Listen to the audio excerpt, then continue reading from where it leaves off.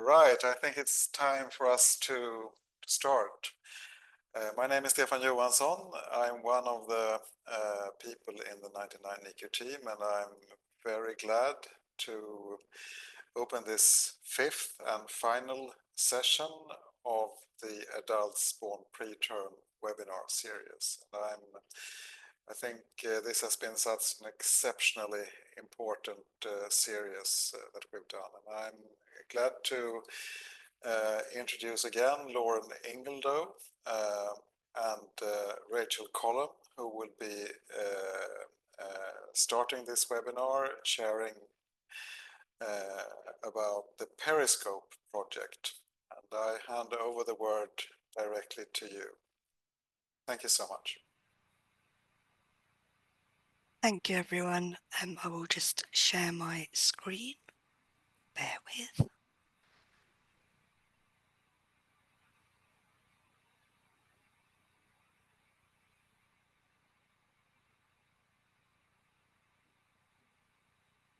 Can I get a thumbs up if everyone can see that? We can see. Lovely. Thank you very much. So thank you, everyone, for joining us for this final webinar. I am so delighted to be joined by Dr. Rachel Collum, who over the years of working for the Adult Preemie Advocacy Network has become a fantastic colleague and friend. So Rachel, would you like to introduce yourself and how you became involved in working with Adults Born Preterm? Yes, thank you, Lauren. That's such a sweet little introduction. Yes, so my little boy was born preterm. He has just turned 7. And probably like most professionals, which is what we're going to be talking about today, I don't think I'd really thought about him becoming an adult and what that was going to look like. And then actually, I went to a talk by Lisa Spring, who is one of the members of our group, about her experiences as an adult born preterm, and it just lit a lot of questions in me. And then I think Lisa had connected me with Lauren, which is how this project came to be. But generally, my background, I'd never done anything to do with neonate babies born preterm at all until I had my little boy. And then after a couple of years, I'd got talking to people who were like, well, you're obviously really passionate about improving things. Why don't you do research in this area? And my background's psychology, so that's kind of the direction that I've gone in. So I do a lot kind of with charities and the NHS to improve things for babies who are currently on the neonatal unit. But again, this project has really given me that longer perspective. So it's great now I can actually talk to healthcare professionals looking after the babies about what happens next and what happens after that. So yeah, it's been fab, but that was how I kind of got into it. And then we'll talk a bit more about the project today anyhow. Lovely. So do you want me to give a bit of an overview, Lauren, about what the project is? And yeah, feel free to chip in with your perspective as well. So as I've said, yeah, I met Lauren and Lisa, who are both adults born preterm, and I kind of just wanted to set something up to explore what identity looked like for adults who were born preterm. And it very much started as a project about identity. And in my head, it was going to be this very creative representation, and we were going to use all these kind of creative methods. So in some pilot work we did, we got the Play-Doh out, we were doing things with collages to get young people to represent what identity looked like for them. But we put a call out to recruit more people to the group, and it kind of, I think we had about 6 core members to start with, again all adults born preterm. Lisa and Lauren were part of that group. And based on interviews that we did amongst ourselves, we kind of established that actually we're too far away from creative stuff. That will be a wonderful representation at the end, but actually if what we're interested in, which definitely came out from the group, is raising awareness and helping professionals to understand what prematurity looks like across the lifespan, then we need to use kind of more traditional methods. So it was quite an iterative process, and that's kind of where we're now at. So we established this group. We managed to get a small pot of internal funding from Sunderland University in association with the UKRI for participatory research. And the whole point of this project is that's exactly what it is. I did not want to be that researcher in the ivory tower saying, I think this is what affects people born preterm and that's what we're going to research, because I have no idea what it's like to be an adult born preterm. I can tell by looking at Arthur some things that he finds difficult age 7 that might give me a bit of a steer as to what his life is going to look like as he grows up. And I can bring the parent perspective, but I cannot bring the perspective of an adult born preterm. And I'm really passionate that we bring the correct perspectives when we do research. And I don't think research can happen without the people who experience the thing that you're researching. So that was critical. So we kind of widened our group. Lauren was fab, obviously put us in touch with Adults Born Preterm, and we'd advertised on social media. And there's now a few members who kind of flip in and out and they just do not have time to be core members, but we kind of have 8 really core members who have been really actively involved in all of the steps. So those people actually went off and interviewed other adults born preterm. And again, that was so important, I think, for the sense of community, for the sense of rapport, for the kind of, I guess, just knowing that they were talking to someone else who got it. And we had 6 interviews, which we're currently analysing. So that's been a long process. And I think this is part of the difficulty of co-produced research when you're dotted all over the country. You can't just all meet up every month and have research meetings, and everyone's got full-time jobs and very busy lives. But that's fine, actually. And we're doing it at a pace that works for everybody. And, you know, we're not up against grant deadlines or anything like that. So it is actually nice to be able to move at the pace that works for the group. But we're currently analysing those interviews, again, through the lens of that adults born preterm who are part of that group. And again, I can make suggestions with my research hat on about kind of codes and themes that you might think of based on kind of academic papers, but that's not really what this project is about. We want that lens of the adults born preterm. So that's an ongoing process. And the plan is then at the end of that, we will write it up and we'll have a set of kind of key themes that will reflect the issues that adults born preterm face in their adult lives. And what we're finding, we've got a few quotes to show you today, but what we're really finding is that the experiences are all very different and all very varied. But there are some common themes coming out, certainly around, you know, awareness of healthcare professionals, the kind of language that healthcare professionals are using, some common issues. So a lot of adults born preterm, at least coming out from our interviews, have sensory issues that are not significant enough to meet diagnostic thresholds, but do impact their day-to-day behaviours sometimes. So it's things like that that we really want to explore further and raise a bit more awareness about.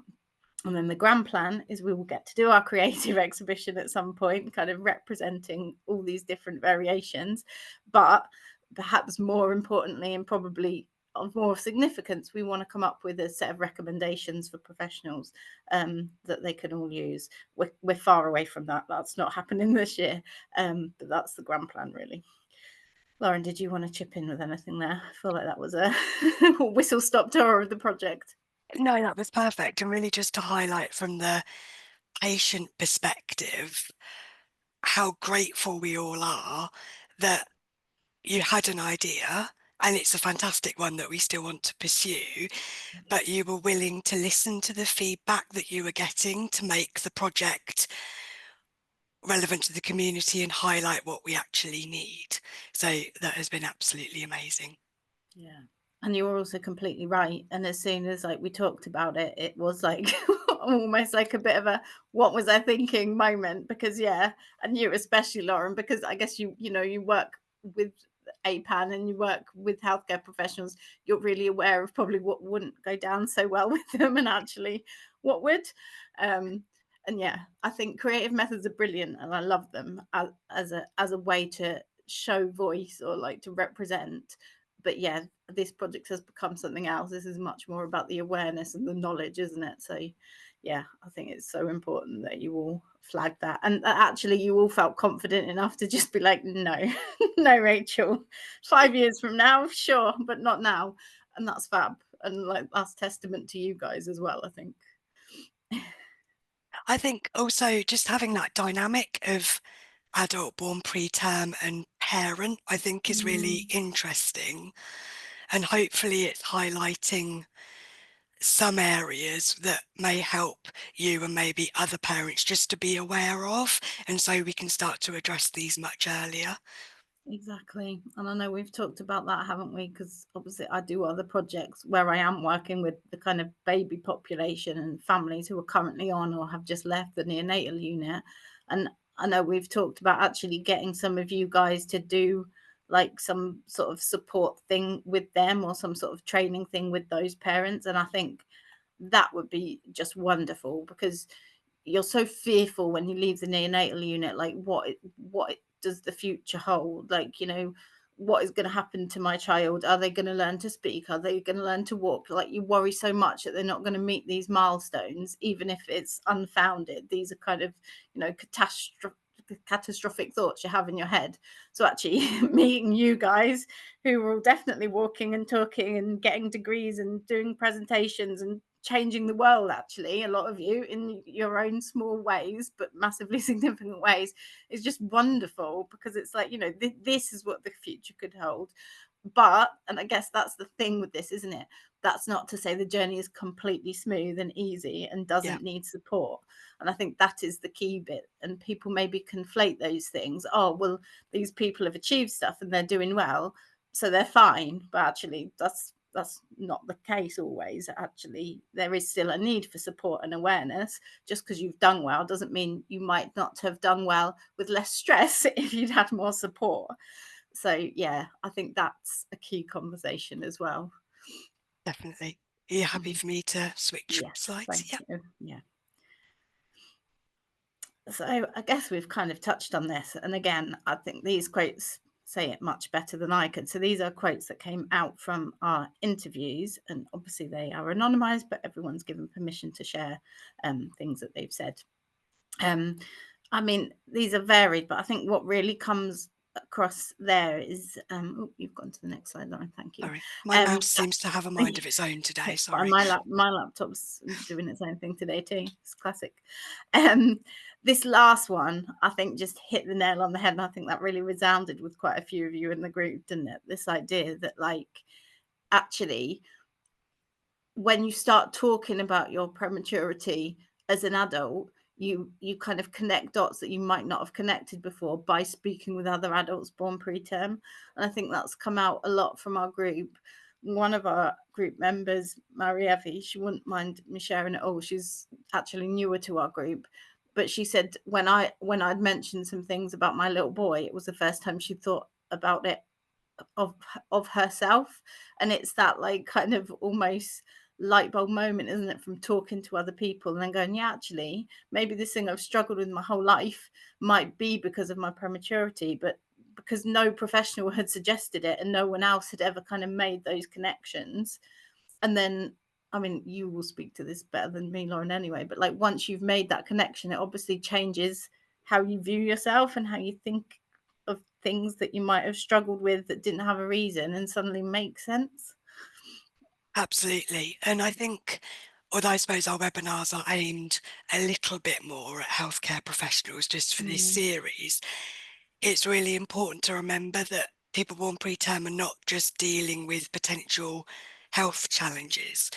As Rachel highlighted, it may be sensory, it may be difficulties at school, it may be struggling socially, and perhaps feeling very alone in this kind of being slightly introverted, slightly anxious, and just that little bit of a barrier connecting with other people. But this is something that has really helped me realise in connecting with other adults born preterm and just the community more widely, is it's helped me accept myself for the way that I am, and there isn't actually anything wrong with me particularly.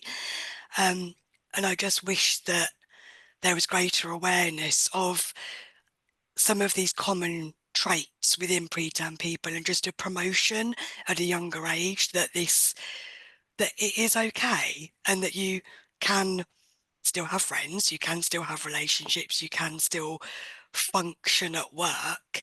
It just may look a little bit different for you. You may need a little bit more support and guidance, but fundamentally you can still be successful. Yeah, exactly. I think, yeah, it's so important to get that message across from people born preterm, isn't it? And this is why I think the sense of community, and obviously what you're achieving with APAM, is exactly that, is bringing people together. And I think Marie Evie said she's found it so helpful meeting you guys, because as far as she's known, she's never actually met an adult born preterm before. Or certainly it's not conversations she's had. She probably has met an adult born preterm, but it's not been something they've talked about. And I think she's found that massively helpful as well. I think this is the thing. I mean, it probably doesn't make me a very good academic, but for me, I don't really care where I'm published or like, you know, what kind of academic accolades I had. Actually knowing that I've brought a couple of people together or have helped, it's not all down to me, and that's made a difference. Like, that's, like, you know, that's the point of good research, isn't it? Like, making that difference. And I think that's the beauty of co-produced research. Actually, your objectives and goals look so different from if you were, you know, doing research for the sake of publishing, or, you know, going for a bigger grant, or whatever the kind of academic milestones might be. And I think, yeah, like I said, that might say more about my CV than anything else. But it's so important. And I think this is why lived experience research is just so important, because who is a better expert than people living it? Like, there isn't one. Yeah. Should we move on to the next slide? Yeah. So this is a big one. So this was quite timely. So I don't know if people in the audience are kind of aware of it, but the preterm birth inquiry ran for a good chunk of the earlier part of this year. Again, pretty focused on babies, because it's about preventing and then supporting preterm birth. So obviously the prevention part, you know, that's going to be prenatal stuff, and it can't be about adults. It's got to be about prevention. But the support part did actually span. And I know, were APAN invited to speak in the end, Lauren, or did you submit written evidence? No, we submitted written evidence, but we weren't invited to speak. Yeah, which in itself is a shame. But they did invite, I guess, what they viewed as key areas or key people representing key areas to speak. So I know that the smallest thing spoke about about all the work they do supporting preterm babies. But pertinent to this conversation, they also spoke about their Prem Aware Award, which is fab, and we've talked about that a lot as a group, because that is about raising awareness amongst teachers and early years educators of what prematurity might look like when children, you know, first come into the classroom, or even earlier in nursery settings, and how they could support those children. So they, as an example, kind of made a real strong pitch for that awareness beyond the neonatal unit. And we've spoken to the smallest things, and we've spoken in our group about the fact that actually mirroring that Prem Aware Award in other healthcare settings would be fantastic, so that, you know, we have a similar kind of setup where we might be training GPs or training health visitors or whoever the demographic might be. So yeah, I think that's something we'd love to do in future. But that was one example. They had lots of different doctors and professionals speaking about the kind of, I guess, demands of prematurity on the babies, on the neonatal unit, and also on their families. There was quite a heavy strand came out around the importance of family integrated care and how we need to try and reduce trauma for families on the neonatal unit. And again, not a focus on adulthood, but these were the things we kind of picked out of the report. So the report was just published a couple of weeks ago, and it has several recommendations in there for what they would like people across the healthcare setting to do to prevent and support kind of babies born preterm. And there were these little gems kind of dotted throughout the report. There was no focus section on adulthood, but it was alluded to in a few different places. And I think, you know, this one from this Professor David, who had said that the medical risks of prematurity can exist up to 40 years later. I suspect that might be even longer, but maybe just nobody's studied it. You know, that's obviously, you know, really clear. We're talking about adults there who are still facing some of the impacts of prematurity all that time later. And then, as APAN had said, that there was in their written statement that Lauren referred to, these subtle but multiple issues and challenges, which I guess, do you want to talk a little bit more about kind of what you put in your statement, Lauren, and what you submitted to the report? Yeah, so this was quite challenging because I needed to give a really broad overview of what experiences were within our group. And we have some people who are markedly impacted, maybe health-wise, with their mental health, struggle to work, and then we almost flow through an almost spectrum with that varying degree of impact in multiple domains. So I hope I put that across in our submission. But what we really wanted to highlight was this lack of awareness that seems to be flowing through almost after NICU, after the follow-up assessments, where I do want to flag here that we are being signed off from our neurodevelopmental assessments, and when we're not meeting those milestones. So I do wonder if anybody looking at that, maybe on an electronic record, would literally just see that we've been ticked off and may assume that we have caught up, and then that flows into nursery and into infant school, where then suddenly again we're being flagged that actually we haven't caught up to where everybody thought we had. And just to raise awareness that these issues aren't necessarily being picked up in the way that they need to and related to our premature birth. This can flow into assumptions about character traits. So for example, ADD traits maybe just be viewed as lazy. Learning difficulties, again, with that same assumption. Health issues may be put down to health anxiety, but again, maybe related to our preterm birth. And it was really just desperately trying to raise this flag that this inquiry gave an opportunity for actually to start to address these, but also, if possible, can we start addressing these retrospectively for the generations that aren't covered in this area, that didn't have the benefits of what we know now about family integrated care and the NICU environment. And there was just so much potential for positive change. And I just wanted to make the point that this needs to be reflected for the old fogies, if you like. I'm not ever going to call you that. Absolutely not. But yeah, and it is good then that actually that obviously did. I mean, I don't know what if they got many other written submissions that went into that level of depth, but it obviously did spur some conversation, because then, you know, we do have these quotes. So I know Professor Dieter Volk, who's at Warwick Uni, has been doing research for a long time. I think usually with the focus on some of those more standardized kind of developmental measures, but I think recently I've seen on X that he's been talking about like working with adults born preterm, and I think he might have been doing that for a while.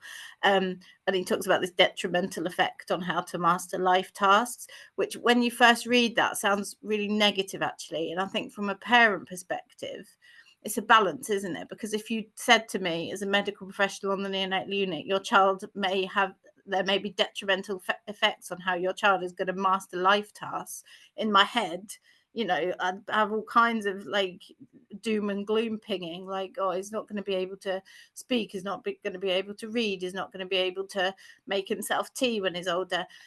And it's really difficult, I think, to, like you say, capture all the differences. But actually, it is really important that we do acknowledge when we're talking about babies born, like, you know, 22, 23, 24 weeks, the reality is that those babies probably are going to have some level of life limiting, or certainly going to need a lot of support across their entire life. But then you have babies that actually might be born at 24 weeks and you would not even know that they were preterm to look at them, or by their functioning. I use that with very big quotation marks because I do not like the word functioning. But that, again, there's so much individual variation, and it's it's such a tricky balance, isn't it, to acknowledge that and not want to downplay the seriousness for people who have a really difficult time and need loads of support, but also not wanting to cast this kind of negative image of what prematurity looks like, because it can be so different. And I think it is, yeah, it's really tricky. And we've definitely talked as a group, haven't we, about the need to sing about all the positives and like sing about all the achievements and all the fantastic things that people born preterm can, you know, achieve. And I've read some really interesting things, and actually it's in the book written about a Canadian cohort who are now all in their 50s, I think, but it was captured when they were in their 40s, preemie voices. Really interesting, and it kind of has little diary entries from those people, and so many of them have like exceptional musical talents. And I don't know what the research is on this, but it just seems a bit coincidental to me that so many people in actually quite a small group of people would be musically gifted. And then when you think actually about what the brain is having to do in a neonatal unit, when it should be in this dark, quiet womb with no sensory stimulation, and it's got a million things to deal with, you know, the bright lights, the voices of family, the voices of the professionals, the incubator door opening and closing, like needles, just so much sensory stimulation. The brain is pinging around all over the place to make sense of that. And actually, maybe there is a really positive thing comes out of that, like a really fine-tuned ability for sounds, or to, you know, fantastic pitch, because the brain has got to tune into things that it wouldn't otherwise have had to make sense of. And again, that's purely anecdotal, don't know what the research says on that, but that's, you know, one amazing thing that could come out of being born preterm. And people in that book talk about that, like, you know, they're grade 8 piano and they're performing at, you know, some wonderful Canadian like musical venue, and they've got all these wonderful accolades. So, but then, like we said before, we don't want to make it all sound like it's plain sailing, because then you don't get the support. So I don't know, how do you feel about it, Lauren? I feel like it's such a balance. It is such a balance, and I think you're absolutely right. This is fundamentally so down to the individual, and where we need individualized care and to listen to that individual's unique set of challenges or strengths and concerns. But something I've highlighted as well, Rachel, with working with APAN, is when I started this, I don't think I gave a second thought to people's careers and what they were doing with their lives. But what's really come out is, as you said, musical ability, creative ability, and the number of people that go into caring professions. So whether that's healthcare, actually working on a neonatal unit, or nursing, psychology, working with animals in sort of various forms, gardening, like so many really lovely caring professions, which I think are definitely undervalued within society, but actually bring so much benefit to the wider world. And that's something that we should really be championing as well. Yeah, well, and I agree. We're probably about half, aren't we, healthcare professionals, I think.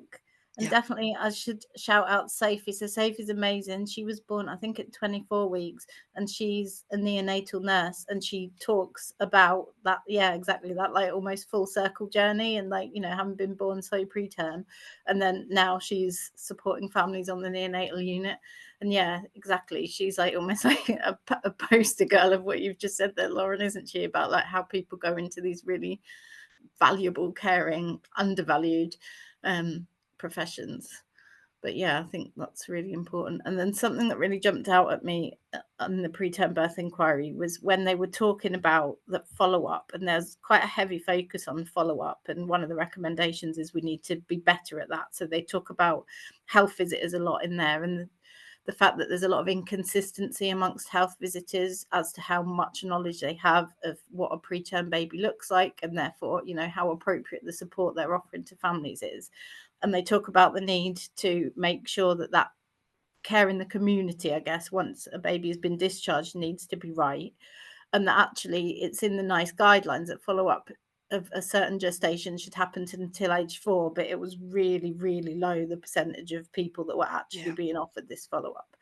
and that made me think, like, if follow up to age 4 is dropping off the radar, like follow up past age 4, of course it's non-existent. If we can't even manage it for 4 years, of course we're not managing it for 40. And I think that was really key for me in that report, because actually, if we're not getting that early bit right, and we think that by age 2 we don't need to worry anymore, then obviously there's a lot missing there. And I think that kind of really identified the problem for me. And I think it is a bit of a, I don't know, narrative assumption. I'm not quite sure what the word is, but that once babies are meeting their age 2 milestones, then off they go. And I guess that's what this Prem Aware Award that the smallest things do is all about. That actually, no, they might be meeting the milestones, but like all the things you've just alluded to there, Lauren, about, you know, some of the, again, quotation marks, softer stuff, that's not about standardized assessments, it's not about diagnostic thresholds, but it's about a person's day-to-day living and things that they might find difficult. And that might not even be consistent within that person. Like one day might be absolutely peachy and another day might be really difficult because of particular things. And actually it's capturing and understanding that, isn't it? And that variation, and like you say, taking a really tailored approach. But of course we know in healthcare terms a tailored approach is very expensive, so we can't possibly for every individual preterm do that. But what we can do at least is understand some of the common or key issues, so that then we can think about what those look like at the very least amongst that population, and how we can support those and then potentially tweak them for the individual. So yeah, but generally, I don't know how you felt.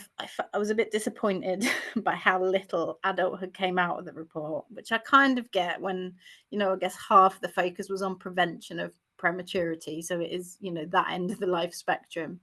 But I just felt like there were these little things in there that maybe needed building on. And it would have been nice to see a recommendation that related to that kind of lifespan trajectory of it. Definitely. I mean, I was disappointed as well. And I have to say, I had quite mixed feelings, just as someone born preterm, at this discussion about prevention of preterm birth. I was quite surprised how seesaw-like that made me feel. And I did have a little thought whether I should apply to the Worldwide Fund for Nature to be like a panda and have some kind of preterm extinction warning put on my head. But I do see the point in it. And again, that was, I suppose, me just emotionally, I found that a little bit challenging, but I do see where they're coming from. But that is what a valid point that is, because yeah, I didn't think of it that way. And like, but obviously your perspective, and now you've said that, I'm like, yeah, actually that's really awful. Yeah, you're right. And actually, and I guess especially when we're talking about all the things like adults born preterm accomplish and do, and you know, all the positives. And actually, I mean, we talked to Arthur loads about being born preterm. We've got a little book we read to him about it. He did a little show and tell at school about it. He's very proud of that identity. I know that's maybe a bit self-fulfilling because I've kind of made him proud of it, but like it's part of him, and it's a really important part of him. And actually, yeah, and for I do get it medically, and because prematurity, you know, it can be fatal, and obviously we want to do everything we can to make babies not just survive but thrive. So I guess it's, you know, there's the kind of medical risk element. But I do sometimes think, well, I often say, like on social media, if Arthur hadn't been born preterm, my life now would be a completely different trajectory. Like everything I do in research and the bits that I absolutely love, and like PERIScope Project that I love, like I never would have touched it. Like it wasn't on my radar. Nothing neonatal was on my radar. And actually, I feel like, you know, that's been such a massive thing. So yeah, when you think about, oh, we should just we should stop that happening. Yeah, you're right. That's going to completely reframe how I think of it now, Lauren. I just think around that narrative of prevention is, again, this is only my opinion, Yeah. in sort of the more negative days I have, but is it almost scapegoating in a way that means, well, if we prevent it, we don't actually have to address the needs of this population. It's quite a good way to just say, well, we know things aren't perfect, so the best way to stop that is to actually prevent it, rather than talking to the population and finding ways to start to address these issues. Yeah, you're right. And I know, I mean, we won't get into it now because obviously it's off topic, but I know the autistic community, you know, when you get these big things coming out saying we found such and such a gene and we can prevent autism, I know that's a really strong feeling in that community as well. Like, excuse me, like you want to what us? And like, yeah, exactly, that idea of like, can we not view us as a problem, please? And instead, can we think about like how to support our community? So I can see, yeah, a lot of parallels between those conversations. Shall we move on to the next slide? Yeah. So yeah, these are just a few quotes. I won't read them out. I'll let people read them themselves, although I do quite really like this last one. So again, these are all from the PERIScope project, kind of thinking about lifelong impact. So we had asked, most of the questions we asked were quite open in the PERIScope project because we didn't want to, again, put our own assumptions or ideas onto people. So I think the very first question we'd asked was kind of like, you know, what is it like being an adult born preterm? And anything went, and we deliberately wanted that to be open, and then depending on what they said we would pick up on things. So one of the things that often came out was things about kind of impacts across the lifespan, and very often around sensory issues. Like you can see this person here saying they even when it was cold, they would not want to wear anything over their wrists, which I have heard so many times now from adults born preterm. And I see in my little boy as well, he still does not like things being around his wrists or his ankles. And again, I don't think there's any way to prove this, but I suspect, you know, when you're a tiny baby and you've got all these probes around your wrists and ankles and they feel very uncomfortable on your tiny, you know, paper thin skin, there's probably some kind of trigger or almost muscle memory there. So, you know, again, developmentally, it makes a lot of sense. But this last quote, it's like I'm running 100 miles an hour on the treadmill, but I'm not actually moving. I'll let you speak more to this one, Lauren, but I know this really resonated with the group, didn't it? This kind of idea. Yeah, it's definitely, and it is difficult to explain to others that are not born preterm, but it sometimes does feel like you're born early and someone's hit that fast forward button because we're developing and we're growing in the NICU, we're discharged, but it's a bit like no one turns off that fast forward button. And whether that's related to sensory issues, health issues, so seeing this slightly earlier onset of chronic diseases, looking at stress levels, just it is stressful being born early and placed in an environment you're not ready for. The procedures we go through are absolutely necessary, but they do have an impact on the way we develop. And it's just, so many of us do just wish that at some point someone could turn off this fast forward button and we could just be and just have a little bit of time to catch up. And perhaps that isn't at the same pace as our full-term peers, but perhaps we're just late bloomers. Maybe all it is that it just takes us a little bit longer to get where we want to be. But actually, is there any harm in that? I don't think so. Exactly. And I definitely see this with Arthur now, and I imagine it will pervade across his life because, you know, why would it suddenly go away? And I think that's the thing that blows my mind with some of this. Like, where does this idea come from that any of this stuff suddenly stops? It's a bit bizarre. But like, yeah, in the classroom, he's a wiggler. He doesn't sit still to listen, and he learns best by roaming about. And actually, his teacher's fantastic at letting him roam about. But I'm so conscious that's not going to last, right? The further up the school he gets, and definitely when he hits secondary school, there's going to be no roaming about. Or if there is, he'll be the naughty kid or the kid who's being disruptive. And, you know, all this negative language starts coming in. And it is, like you said, it's a processing thing. He just needs a bit more time. And he needs to take himself away from all the noise and chatter to have that space, exactly kind of what you've said there. And, you know, that's in a classroom setting, but obviously that can apply in different settings as people get older. but we're not geared up for it because, you know, it's kids learn best when they're sitting in a row of desks, right? And that's kind of the setup we've got, but we know that's not realistically true. And again, it's difficult. It's very difficult. Sometimes I imagine what it's like to be a primary school teacher, and I am filled with all kinds of emotions that I don't know how primary school teachers do it with that many children in a classroom. And, you know, you can't have all the kids wandering around. I get that. But then what can we do? Because, you know, we do have a duty of care to really maximize opportunities for every child. So yeah, there's no answers, is there? But I think understanding it is the starting point, isn't it? And knowing that certain people, certain adults, certain children, if they're born preterm, they might need that space, they might need that time, they might not respond straight away when you ask a question, and that doesn't mean that they're being disrespectful or ignoring you or not listening. It's actually that they need that space and a bit of extra time. So yeah, it's all about awareness, I think. Definitely. And that's okay. At school, there's sometimes this report that, you know, at school, the child is very quiet or perhaps compliant. But what happens at home? What happens? They walk through the door and they explode or tantrum, or they're very distressed and need to have that isolated time alone to be able to recover. And that in itself also isn't healthy, and it isn't healthy for the family dynamic. So it's just bridging that gap of how do we address this as a community, as a society, so everyone's on an even keel.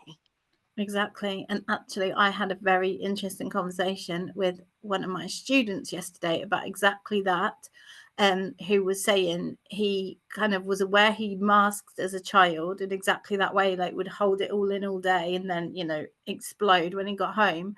And it's only recently he's realized he also does it as an adult because, you know, he's putting on a professional demeanor, engaging in lectures, having group discussions, and then he's getting home. And by his own admission, he was saying, you know, I'm quite snarky with my wife. And that's the adult equivalent, right? He's not throwing himself on the floor having tantrums anymore, but he is, you know, releasing everything that he's held on to all day. As far as I know, he wasn't born preterm, but it's a similar thing, isn't it? And actually being aware of that masking is really important, because when we're thinking again about those standardized tests and diagnostic thresholds, if you're observing someone in a professional setting, for example, and they look normal, again quotation marks, and there's no sign of any issues, and that's what you're basing it on, that's not accurate, because actually they're behind closed doors is when all the stress and all the anxiety is coming out. So you might be, again, functioning according to, you know, diagnostic categories perfectly fine, but if it's costing you all of your mental resource and capacity and is absolutely exhausting to the point where then at the end of the day, when you can switch off, you know, you are having huge arguments at home, or you are having meltdowns, or you're in floods of tears, that is not functioning. But if professionals don't see that bit and no one's talking about that bit, then we've got a massive gap, haven't we, between what we understand and what support we're putting in place. So I think, yeah, identifying that, what things look like and what things feel like, and that they might actually sometimes be miles apart, is so important. And it's connecting those dots. Sorry for repeating myself again. No. But it's what is that stress level doing to our bodies? Is this a contributing factor? And the key point here is it's actually something we can do something about. We could change this. So, yeah, lost my train of thought, but that's my point. Yeah. No, it's a very good point that's worth reiterating. Should we go to the next slide? Some more quotes, I think. Yeah, so these are just some more quotes. And again, because I want to make sure we get to the final slides, we won't spend too much more time talking about these. But I think these are just more indicators really of this kind of prematurity journey. And then that last one, I think we've talked about quite a bit, but I think it is so important. And I think when you look at a lot of the language, and again, you see this in the autism community, you know, it's all about delays and deficits and milestones and being behind. Like, imagine actually the person that language refers to. Well, you won't have to imagine, Lauren, because you've probably experienced it. Like, you know, why are we using this terminology? And I think actually often we're using it because it maps onto these standardized measures and these diagnostic measures. And I hear this so much from parents of autistic children, that they have to actually exaggerate the deficits and talk about all of the negative stuff to be taken seriously by health professionals, or, you know, to be put on a CAMS list or whatever that might look like in whatever country you're in.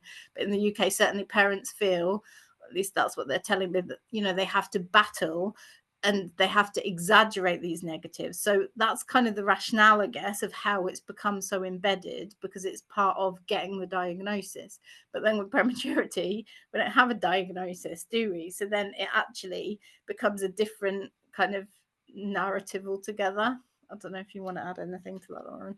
Yeah, and again, I suppose it's the comparison to our full-term equivalents. You're in some ways comparing apples with pears, in the sense that pretermers have missed key stages of their development in an unoptimum environment.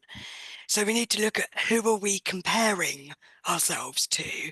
How are we doing compared to, so I was 26 weeks, how am I doing in relation to another 26 weeker? That's more relevant to me than how I'm comparing to my full-term peer. Yeah, exactly.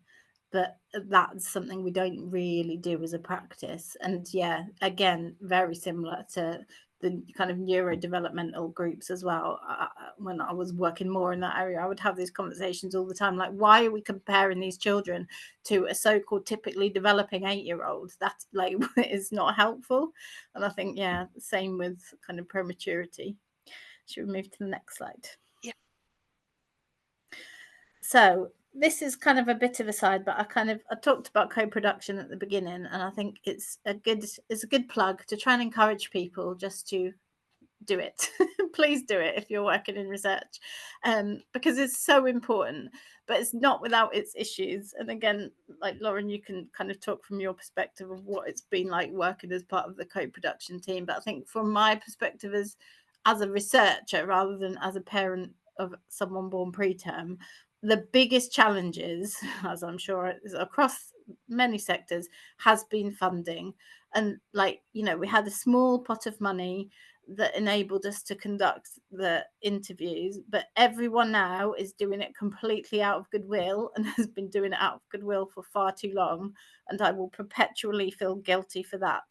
And even though, you know, they're all telling me, and again, Lauren might turn around now and say, actually, no, we're very cross with you. But like it's not right. It's just not right. But the group are telling me they want to do it because it's important and it makes a difference, which is just wonderful. But that still doesn't mean I shouldn't be paying people properly, not a blooming Amazon voucher, but properly paying people for their time.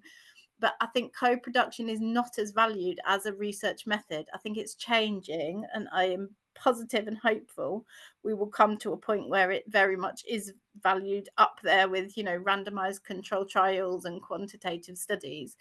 But we're not there yet. And so when you look into where you can even apply for funding, it's just a minefield to really pitch and sell the values of co-production. So it is really difficult. And then obviously when you're working with a community of people who are from all over the country, getting a meeting in is really tricky. So all of our meetings have been online. I mean, we still haven't met in person, have we, Lauren? No, not Like, yet. which is ridiculous. I feel like I definitely have, but we have not. So yeah, that's obviously a logistical issue. And again, if you don't have funding to pay for people to travel, that's even more exacerbated. But I think the thing I kind of guess I wanted to think about, or get the message across for anyone thinking about doing co-production, is this idea of the power imbalance. And I think it's so important to do everything you can to try and get over that, So like, I know, Lauren, you introduced me as doctor at the start of this, and I kind of smiled to myself because I never think of myself as doctor. But I don't think in this context, like if I had sent you all an email saying I am Dr. Collum, like it straight away creates this kind of power imbalance, doesn't it? And even though I'm not saying I know more than you or I'm more important than you, I think there is always a subtext or even something unconscious when you put in those titles. So I think it's been important to this group actually that I have said, you know, you guys know more than me because I am not an adult born preterm and I have no idea what it's like to be an adult born preterm.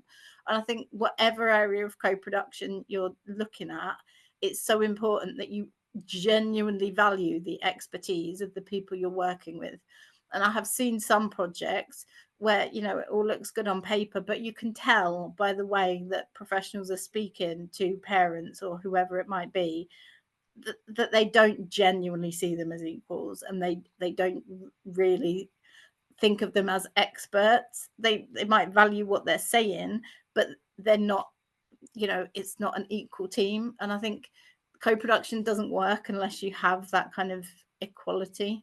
But I don't know, I've said all this, and Lauren, you might be like, no, she's awful, she cracks her whip, she sits there in her ivory tower. But I don't know if you want to talk a bit about your perspective of being on the group. No, I don't think that at all. I totally agree with the funding issue, that in a lot of the projects I do with APAN, there is always an awful lot of prep work just to get anything off the ground, talk about ideas, put applications in. And it's one of those scenarios where quite often if you're successful, there is then an ability to pay someone for their time, but you can do an awful lot of prep work and actually for whatever reason, the project isn't successful. And that is time. It is one of the reasons that I work and do APAN full time, is because I suppose with my preterm traits and things, it's something I know I would find virtually impossible to do alongside a full-time job. That may not be the case for everybody, but definitely from people I've spoken to, that's quite a similar theme, in that our life challenges are almost enough to be going along with and dealing with, and adding to that, even if you want to, is actually just creating more pressure. But I have absolutely loved being part of this group from the start. And as Rachel has said, just being on a level playing field. So, for example, the coding situation and coding the interviews, just having you admit that you hadn't done this before and it was going to be a learning curve for all of us, that was amazing. And it instilled the whole group with confidence that we can just have a go and we can talk about this as we go along, and just feeling reassured and equal has made such a difference. It's good. That's really good to know as well. And I think, yeah, in a different setting, obviously, like if I was giving a lecture to students, I probably wouldn't start it off by saying I know nothing about this topic. But yeah, the whole group analysis thing, yeah, was completely new to me. I mean, I think it was Stephen Dunn that suggested it, wasn't it? And then it just made perfect sense because it's part of the ethos of our thing. But yeah, it's been great for me too, I think. And if you go to the next slide, actually, it leads on nicely to our kind of learning points from this. But yeah, exactly, learning together and kind of thinking about what works and what doesn't, and knowing it is a safe space. And maybe that is actually part of the good thing of not having secured a big grant. We're not working to a deadline and we kind of haven't got milestones to meet, and we're doing it at our own pace. And as brilliant as funding would be, I suppose, yeah, that is maybe, to look on the bright side, that does give us that freedom, I guess, to, yeah, do it completely on our own kind of schedule. But I'm really aware we probably just need to wrap up. So I guess I just wanted to say, for me, the thing that has been most valuable about this has been thinking, like, what is the future like for Arthur? And obviously I can't pick one of you and go, oh, that's what his life will be like, because everybody's very different. But like you guys, you know, have talked to me about different challenges you faced that I did not think would be issues, and they might not be issues for him, and if they're not, great, but if they are, I'll have it in mind. And you know, like you say, when he comes home and he's having a bit of a meltdown, probably when he was younger, I would just have been so frustrated by that and thinking he was just, you know, being fussy or being naughty. But now I'm so much more aware that it's not that. So yeah, for me as a parent, it's been massively valuable. But then also just, I mean, I could listen to you guys all day, every day, because it's just fascinating hearing your stories, and also, yeah, just like seeing all the wonderful things you're all doing with that prematurity as part of your identity. And a lot of you are doing your own stuff in your own free time, not paid is what I mean by free, to change things. And it's just, well, it's inspiring, really. But I don't know if you want to wrap up with a couple of sentences, Lauren. Yeah, definitely. So the PERIScope project has been eye-opening for me in terms of everyone's different skills, just how actually even within that preterm context, we are really different. We all have different skills to add. And just that ability to raise awareness of a multitude of different things and from different perspectives of each individual, and just that we really appreciate it, and we hope co-production is a theme that continues to grow within the research community. Yeah, definitely think so. And I think our last slide, we've just got a couple of take-home messages that, again, I guess people can just kind of read. And I think you've just said that, really. But I think, yeah, the work is not done. It's nowhere near done. But I think we feel positive that it's being done more.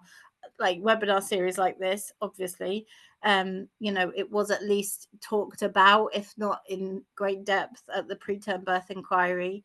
I think we're seeing it more on the radar. I'm hearing health professionals now and again ask questions around, like, were you born preterm? So I think it's creeping in, and I think that's definitely because of like kind of all the work that APAN do and affiliated groups, and you know, these researchers who are out there who are looking at it. But yeah, we need to bang the drum more. I don't think we need to bang it louder, because we bang it very loud, but people maybe need to start tuning in. Maybe that's the key thing. Yeah, that's a really good way to put it. I completely agree. Lovely. All right, I'll stop sharing the slides, and if anyone has any questions in the chat that we can answer, that would be lovely. So thank you so much for this wonderful presentation and discussion. And there is one question in the chat about, I'm reading from the chat now, when would you think it's appropriate to address the longer term outcomes in regards to prematurity in adult life with parents?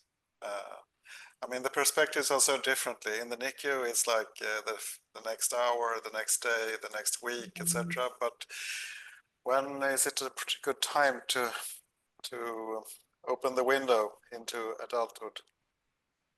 We've been talking about this with our parent advisory group. So we've been thinking, actually, when you are pregnant, we've been asking the question, how much information is too much about the fact that your baby might be preterm, even if you're not, you know, and you're not high risk, to kind of help prepare parents for that. And I think it's the same kind of question. And you're right, like, if you had come at me with a load of information and leaflets when I was on the neonatal unit, it would have gone, you know, straight through, because parents are traumatized and they're dealing with you exactly minute by minute, hour by hour. You never really dare think past the end of the week, never mind what your child is doing when they're 15. So it is really tricky. It's really tricky. And I don't know if, because I now work in the sector, I'm like, no, I would have wanted that information, because actually when I was there and when I was in that kind of level of trauma and overwhelm, would I think when you're maybe just after your baby comes home, so you know you've got them home, you know they're safe, you know you're starting to adjust, I think then is maybe a time to start having those conversations. But how we have them is so critical, and like getting the language right and framing it, you know, as positively as possible. It is a minefield. But I think on the NICU would not be the right time at all. I think definitely once you're home, how much after you're home is probably how long's a piece of string. And I guess it depends on the individual families. And obviously it will depend on the complexity of the baby, because, you know, if you're talking about a baby who's got cerebral palsy, for example, then you probably are already having conversations about what that is going to look like longer term. But if you've got a baby like mine, you just had to grow. He was born at 29 weeks, and you know, he just had to grow. That was pretty much it. He's not diagnosed with anything. But now I can see, like I've mentioned, attention issues, regulation issues, processing issues. I think I would have liked to know about those sooner, like maybe from about a year, so that I could be looking out for them and having conversations with his nursery providers and with his teachers about what he needs. Sorry, that was a very long-winded answer. I don't know if you want to add anything, okay. Lauren. I'm thinking. I mean, this also came up in the previous webinar that when one thinks about infants born with congenital heart disease, there is a structured plan also into adulthood. There are follow-up programs and so on. When it comes to prematurely born infants, I mean, a lot of the follow-up programs are focusing on normal milestones, and when those are achieved, and when they are achieved, you say bye-bye, have a good life, everything seems fine. But would you argue that we should be regarding preterm delivery as like a chronic illness? Like with people with hypertension, for example, they go to the GP every year or every other year maybe to have their prescriptions renewed and the blood pressure taken. Should we change our mindset that preterm birth is a chronic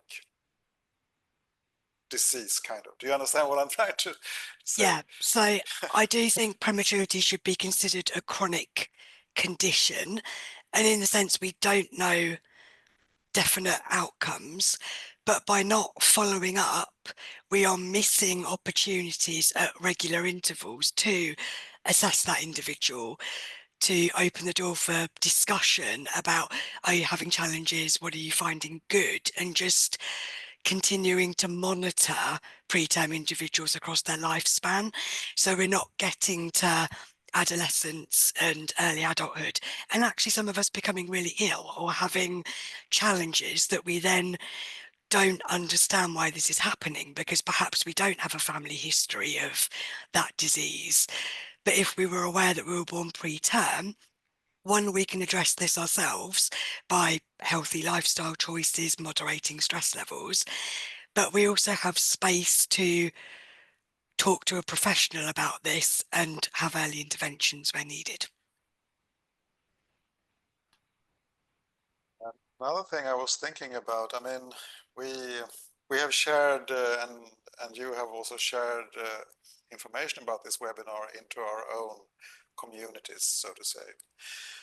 But I'm thinking about who are the stakeholders. How could things be improved for adults born preterm? And what would be the strategies moving forward? Is it about communication? Is it about how should we prioritize to reach the most, would you think? So what's your advice? the feedback I get is that primary care is probably the biggest area we need to address at the moment, because when you don't leave NICU or aren't diagnosed with something that requires consultant level attention and monitoring, you don't exist on the radar. How we go about that is going to be quite challenging, because at the moment they don't appear to be aware that preterm birth is an ongoing issue.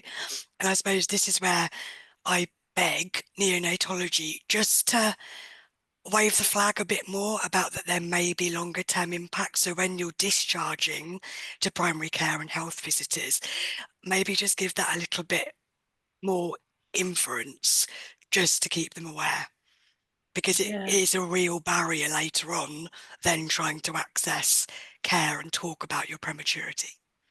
They've started doing this. Again, this was a Smallest Things initiative.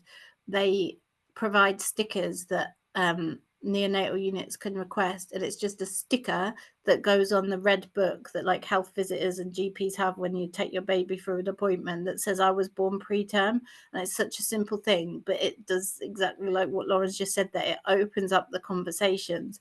But like what Lauren and me have talked about before, there's no point opening up the conversations if nobody knows what to do with those conversations. So it's the awareness, but it's also the training for professionals to then go, okay, so maybe this person might need speech and language support, or they're fine now, but this might be something to flag when they, get to school age, or whatever it might look like. But as well, when you asked about stakeholders, that has been a massive problem for us with getting funding, actually, because babies are babies. They're on the neonatal unit. You've automatically got a demographic there. So when you're writing your funding application, you can say, it's going to improve outcomes from the neonatal unit. You've got like an NHS, a very clear neonatal output. But when you're talking about adults born preterm who might have issues with mental health, they might have issues with speech and language, they might have issues with mobility, they might have issues with memory. So broad, where is your like stakeholder, like from a funding application point? And it is really tricky. But I think, saying maybe your stakeholder, your point of contact is the GP, which I guess usually will be a person's first point of contact, is potentially the way to do it. But again, a lot of training needed around it, I think. Do you think that preterm birth and everything around it, could it be something that is suitable for the political radar? Do you understand what I'm aiming? Because after all, I mean, society, it's built by us, but it's influenced a lot by our politicians. What do you think about that? I do. I think it's a policy issue. The more aware we are of preterm birth and possible impacts, that can only have awareness can only have a positive impact on society, because hopefully that means that we're healthier, we're able to work and contribute to society for longer, and just those ongoing benefits make it worth being on their radar. I think often there was a politician, I can't remember who it is, Lauren, you might know, who kind of sparked a lot of these debates in Parliament around the neonatal leave award, which in the UK is a campaign. I think it's still not been kind of validated by government, but it's the idea that we need to be providing extra payments for people who have a stay on the neonatal unit, because when their maternity pay finishes, they're often not going back to work because they've had that extended time. So often I think it takes a politician with lived experience to start these conversations, and that's usually, I think, the kind of way into opening these things up. It's recently happened with the birth trauma inquiry in the UK as well, where Theo Clark led that because, she had a particular passion or experience of it. But I think there are people there that are talking about it. But it's are they talking about it loudly enough, and are they pitching it as something that's essential, or is it like a bit of a nice to do? And I think we need to shift it off the nice to do list and to the absolutely essential list. So it's soon time for us to sum up. But I have this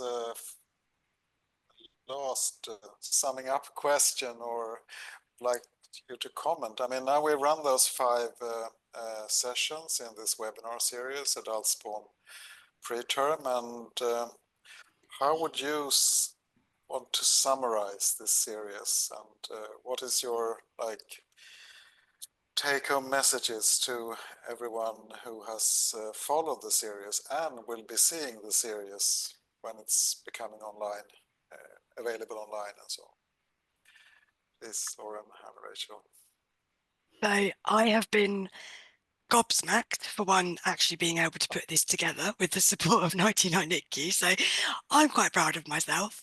I'm so delighted at the range of speakers that I have been able to talk to, I think we've really encapsulated a lot of the key areas that are important to adults born preterm.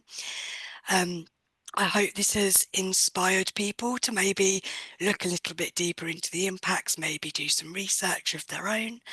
And I hope maybe next year it's something I can continue to raise the flag for with another series. I think for me, it's just so wonderful to have it exist, kind of what Lauren said there, because, you know, it's the first time I've ever seen a whole series focused on adults born preterm, and it's not about babies born preterm, and adults are kind of mentioned.